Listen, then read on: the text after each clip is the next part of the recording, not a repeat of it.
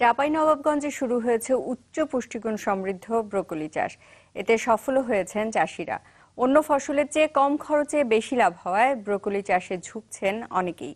সংশ্লিষ্টরা বলছেন, ক্যান্সার প্রতিরোধী এই সবজি চাষে ফিরবে কৃষকের ভাগ্য। আর বাণিজ্যিকভাবে সফলতা পাওয়ায় আগামীতে ব্রোকলি চাষের আওতা বাড়াতে উদ্যোগ নেওয়ার কথা বলছে কৃষি বিভাগ। ফুলকপির মতো দেখতে সবুজ সবজি ব্রোকলি ক্যান্সার প্রতিরোধে অন্যতম এই সবজিটি উন্নত বিশ্বে ব্যাপক জনপ্রিয় হলেও আমাদের দেশে রয়েছে অপ্রচলিত সবজির তালিকায়।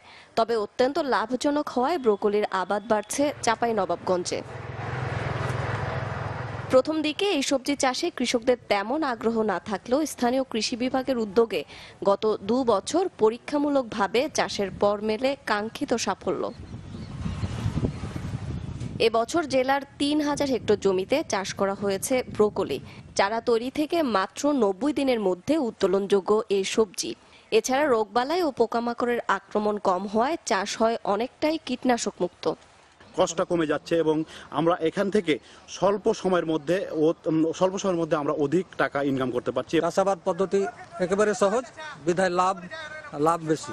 কৃষকরা বলছেন, চাহিদা বাড়ায় এবং দাম ভালো পাওয়ায় এ চাষে ঝুঁকছেন তারা। নতুন সবজি হিসেবে এটা এই মোটামুটি জেলা পর্যায়ে বেশ ভালো ছাড়া পড়েছে। এখন আপাতত চাহিদাটা বেশি এবং লাভও ভালো হচ্ছে।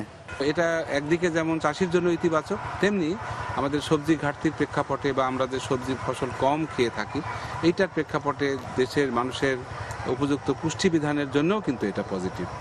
বর্তমানে বাজারে প্রতিটি ব্রোকলি বিক্রি হচ্ছে 15 থেকে 20 টাকায়। Desk report, channel 24।